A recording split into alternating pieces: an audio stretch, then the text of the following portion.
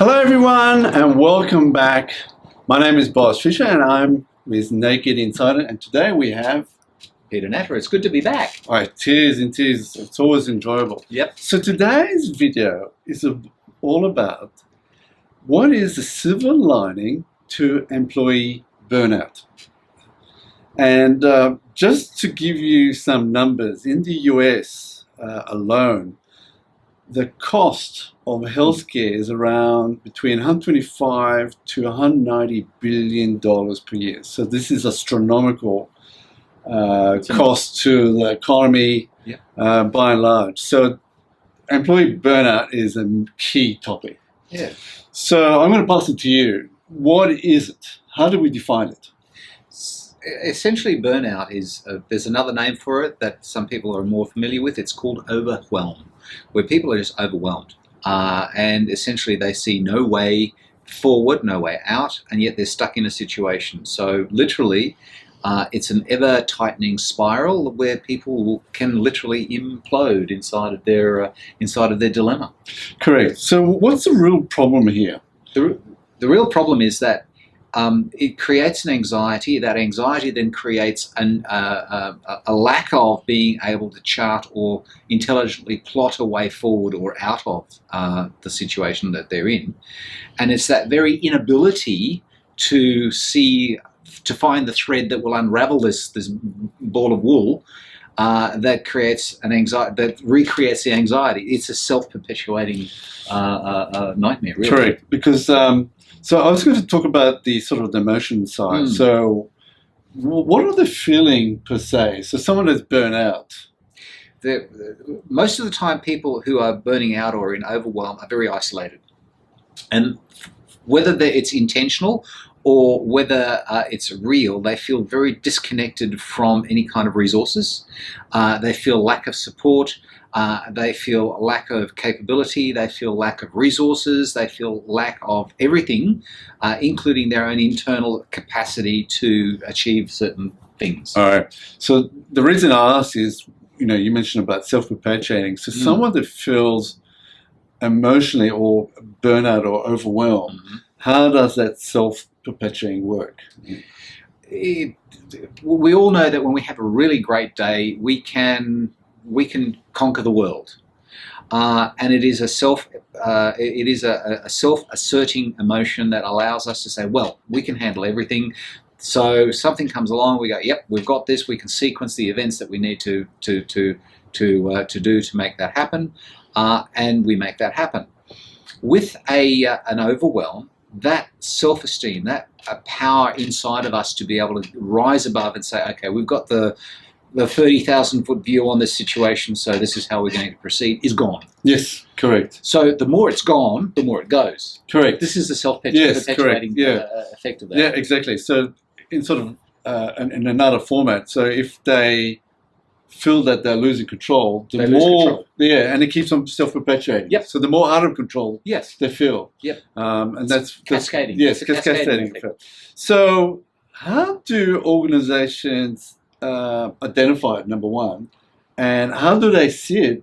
Maybe it could be the reverse, but yes, how do they see it, number one? So most organizations, or a lot of organizations, don't actually recognize that somebody is going into burnout or overwhelm.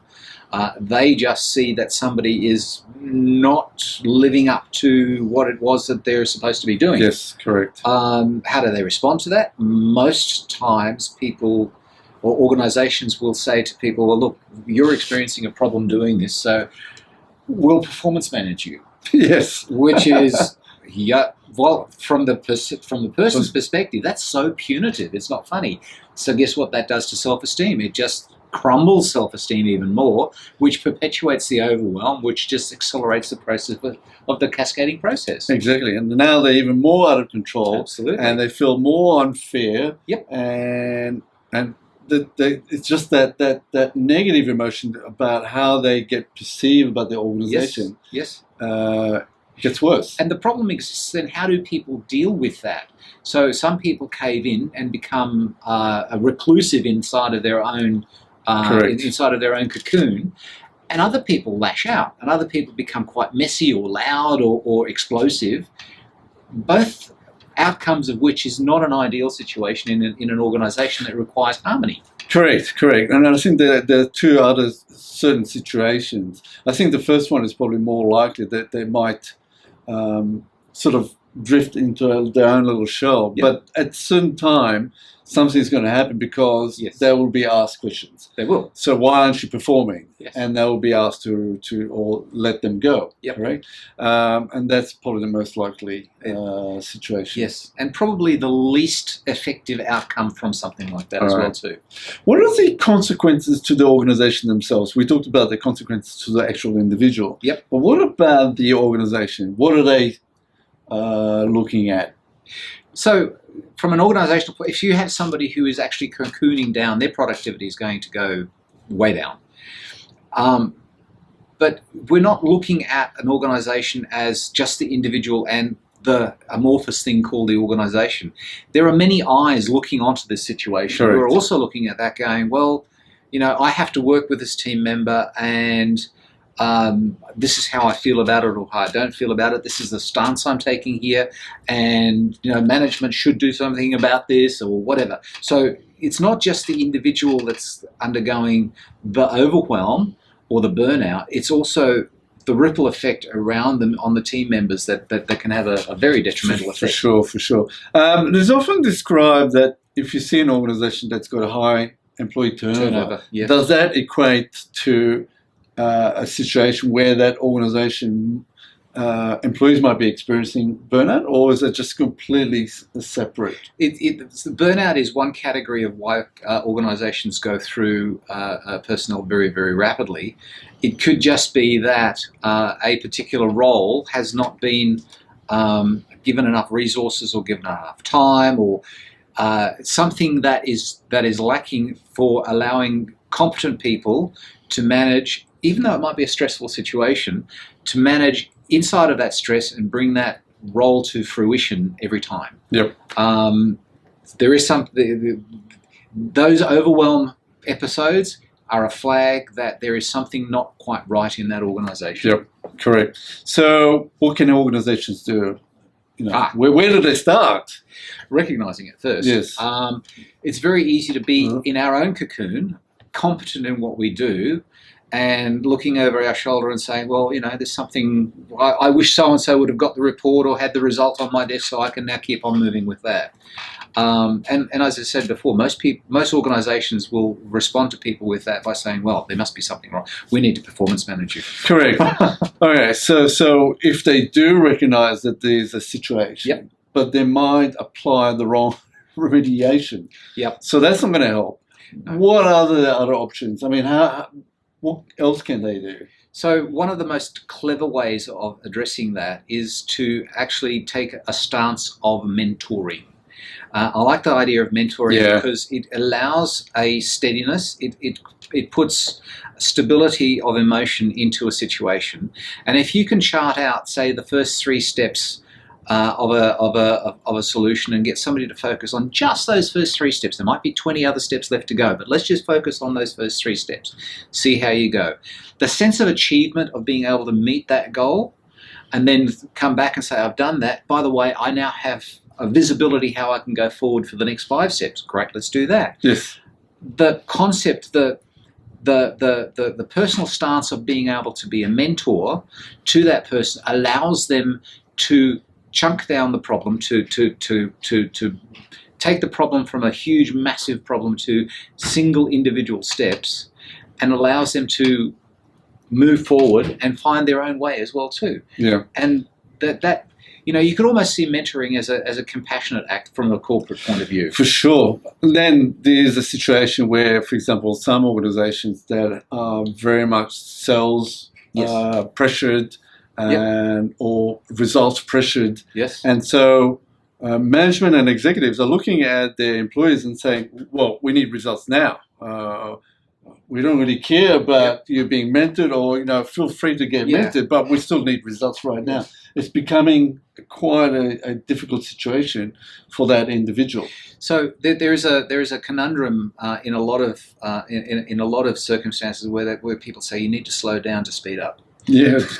Yes. And that basically says, okay, let's just slow down, focus on the basics, and do one thing step at a time. The pathway to achieving a goal is actually achieved faster by taking it step by step than trying to do everything all at once.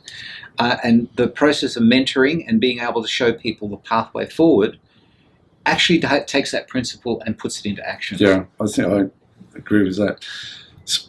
Having said that, Yep. Who takes responsibility within organizations to do that, to do the mentoring?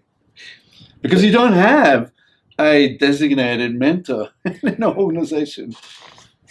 Well, it would be the person who has the ability to make a decision on how that role should be handled, and also who has a certain amount of responsibility, perhaps senior to that person that's being mentored. Somebody who has more experience, somebody who has more authority, somebody who has the ability to teach, essentially. Yes. This is how we're going forward. Now, a lot of organizations say, well, we employ people for their competency. Yes, but their competency in your organization may not always match up. So they have a competency in their role, but not necessarily in how the organization wants to achieve that. How important do you think it is during the interview process, so when they're applying for a job in that organization, to understand whether there is such values within an organization for such thing as mentorship? From the perspective of the hire? Well, the hire and the individual. So, like if you were looking to join an organization, yes, it might be of an important value to know whether they have mentorship within an organization. As a candidate, absolutely. Yeah. You know, how do I know how to operate in your environment? Correct. I've come from an environment that has a culture X. Correct. Let's just say we come from Japan. Yes. As a really extreme example. Exactly. There is an organisational value system there at play that is different to many of the organisations that we have in Australia. So true. So that's a very valid question. Yeah. How do we proceed forward? So I know I wrote an article about this. It's called, should organizations have a chief employee officer? So someone that manages the welfare of employees. Yes. From your perspective.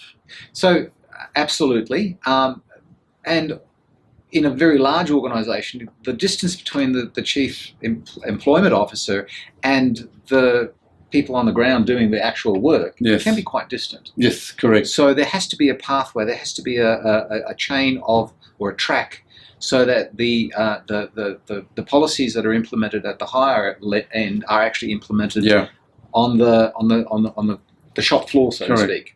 Okay, excellent. So what is the silver lining here? Absolutely. Because that's how we started. Absolutely. And the silver lining is immeasurable. There's two reasons, or there's two things that come out of it. If you mentor or when you mentor somebody, you can have two outcomes. You can either have the outcome that this person is successful in what they do, and that they have now a skill that can be a benefit to the organisation for years to come. So you have now enabled a resource, a person, to become a valuable element of your organisation further down the track. Even if that's not the case, keep in mind that it's not just that one person that's at play. There are many eyes around. Yes, correct. So the people that are immediately around this person that is being mentored will see, there is a certain amount of caring and compassion. This is an organisation I really like to be with. So there are many other eyes looking at what's happening with this particular individual. Yep, correct. Yeah, and that's absolutely two silver linings for one. Two silver linings. And great. So that's it for this video. Fantastic. It's great. And look, we're talking a lot about different sort of behaviors. And this is what's really interesting is, but people have dynamic behaviors, dynamic values and beliefs and so forth. So not to put people in a box, and it's being basically to take the best out of them and giving them the best resource. Yes, absolutely. Absolutely. So with that, we're going to come back with more videos about behaviors and allow you how to help you navigate these challenges. Looking forward to it. Thanks, Peter. And thank you. And again, you'll find more accompanying information below the video. And if you want to reach us, again, you know where to get us. Thank you. Thanks, Peter. And thank you.